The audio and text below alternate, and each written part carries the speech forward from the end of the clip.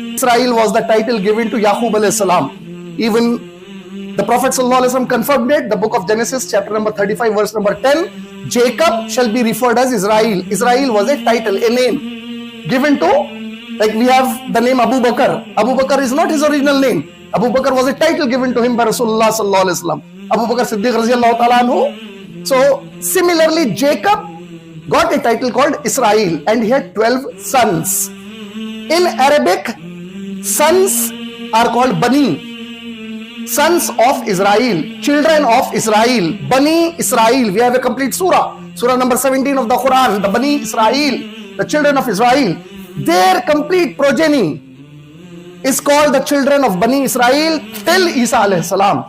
And Yaqub alayhi salam was the son of Ishaq alayhi salam, the second son of Ibrahim alayhi salam, the younger son of Ibrahim alayhi salam.